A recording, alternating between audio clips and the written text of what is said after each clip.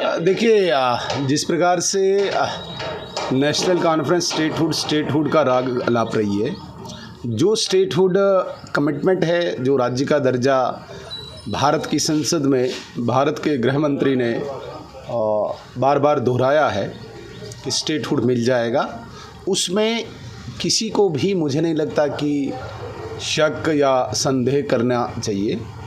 जहाँ तक बात आती है उमर अब्दुल्ला साहब या नेशनल कॉन्फ्रेंस की स्टेटहुड की, वो जो डिमांड कर रहे हैं, पहले वो स्पष्ट करें कि कौन सा स्टेटहुड उनको चाहिए। जिस प्रकार से डे 1 से उनने शुरू किया है कि उनकी तथाकथित शिनाख्त खो गई है, वो शिनाख्त, वो रियासत उनको चाहिए।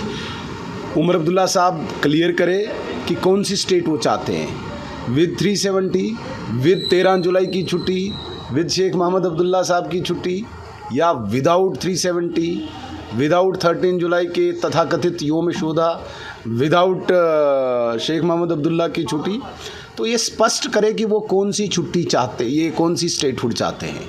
हाँ, अगर उनको नॉर्मल स्टेट चाहिए तो we are on the same page, वो तो हम भी कहते हैं, उनको कहने की आवश्यकता ही नहीं है, बार बार दोहराने की आवश्यकता ही नहीं है, एक नैरेटिव खड़ा करने की आवश्यकता ही नहीं है। पहले वो खुद कन्फ्यूजन में है, डिलीजन में है, वो उन्हें पता ही नहीं है कि उन्हें बोलना क्या है, कौन सी स्टेटहुड। वो बड़ी गोलमोल बात करते हैं, शिनाख्त वाली स्टेटहुड, बाकी चीज़ें। तो क्लियर करे कौन सी स्टेटहुड उमर अब्दुल्ला साहब को चाहिए। जो वो 370 वाली स्टेटहुड चाहते हैं वो मिलने वाली नहीं है, वो दफन हो चुका है, वो दोबारा अभी जीवित नहीं होगा।